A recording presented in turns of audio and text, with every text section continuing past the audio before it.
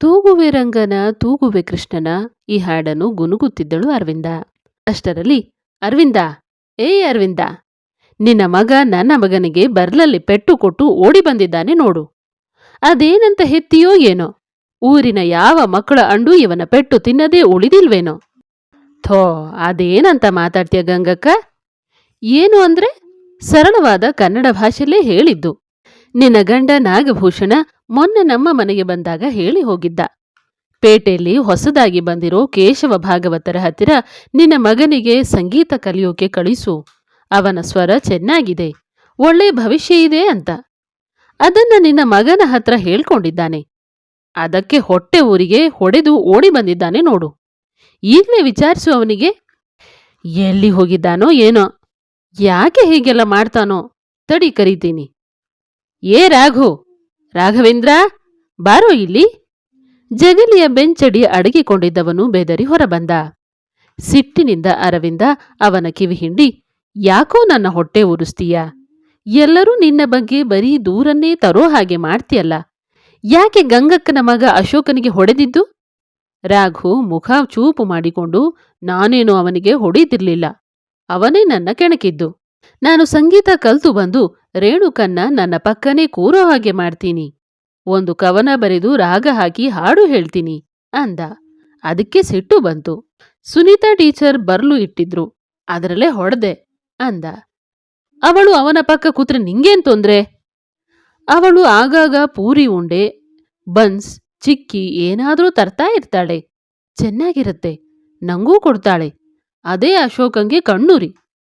ನಿಂಗೆ ತಡಿ ಮಾಡ್ತೀನಿ ಎಂದು ಒಳಗೆ ಹೋಗಿ ಕೆಂಡದಂತೆ ಕಾದ ಕಟ್ಟಿಗೆ ತಂದಳು. ಇವತ್ತು ಬಿಡೋಲ್ಲ ನಿಂಗೆ ಎಂದು ಆವೇಶದಿಂದ ಬರುವುದನ್ನು ನೋಡಿ ರಾಘು ಓಟ ಕಿತ್ತಿದ. ಅಯ್ಯೋ, ಸುಮ್ನಿರು ಅರವಿಂದ, ಶಿಕ್ಷೆ ಕೊಡಬೇಡ ಅಂತ ಹೇಳಲಿಲ್ಲ, ಕೊಡು, ಆದ್ರೆ ಈ ಥರ ಕೊಡಬೇಡ. ನಂಗೆ ಸಾಕಾಗಿ ಹೋಗಿದ್ದ ಗಂಗಕ್ಕ. ದಿನಾ ಏನಾದ್ರೂ ತರ್ಲೆ ಮಾಡ್ತಾನೆ ಇರ್ತಾನೆ. ನಾನು ಎಷ್ಟು ಅಂತ ಬಡ್ಕೊಂಡು ಸಾಯ್ಲಿ. ಉಪನಯನ ಆಗಿ 1 ವರ್ಷ ಆಯ್ತು. ಗಾಯತ್ರಿ ಜಪ ಆದ್ರೂ 1,000 ಸಲ ಹೇಳಿದ್ರೆ ತರ್ಲೆ ಕಡಿಮೆ ಆಗ್ತಿತ್ತೇನೋ. ಅದನ್ನೂ ಮಾಡ್ಸೋಕೆ ಆಗ್ತಿಲ್ಲ ನಂಗೆ. ಒಂದು ಕೆಲಸ ಮಾಡು ಅರವಿಂದ, ಗುಡ್ಡದ ಗಣಪತಿ ದೇವಸ್ಥಾನದಲ್ಲಿನ ಶಿವಾನಂದ ಭಟ್ರ ಹತ್ರ ಅವನಿಗೆ ತಾಯಿತ ಕಟ್ಟಿಸು, ಎಲ್ಲ ಸರಿ ಹೋಗುತ್ತೆ.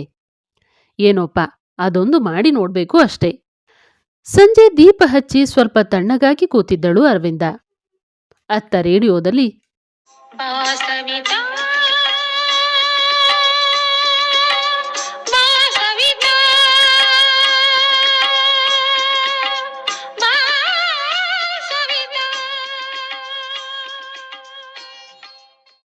ಭಾವಗೀತೆ ಬರುತ್ತಿತ್ತು. ಅಷ್ಟರಲ್ಲಿ ಕೊಟ್ಟಿಗೆಯ ಬಳಿ ಸದ್ದಾಯಿತು. ಆದರೂ ಅಲುಗಾಡದೆ ಕುಳಿತೇ ಇದ್ದಳು.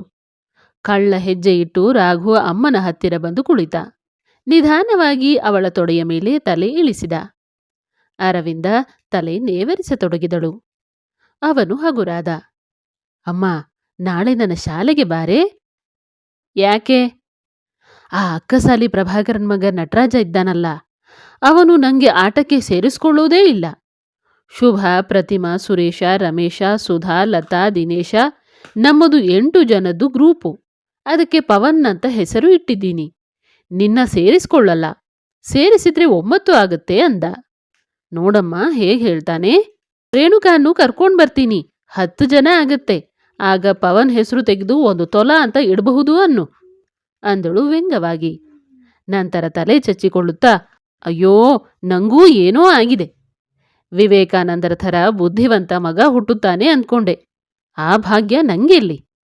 ರೂಪ ನೋಡಿ ಹೊಗಳ್ಬೇಕು, ಕಲೆ ನೋಡಿ ದೂಷಿಸಬಾರ್ದು ಅಂತಿದ್ಲು ನನ್ನಮ್ಮ. ನೀ ಯಾಕೋ ಹೀಗೆ ಮಾಡಿ ಅಂದಳು.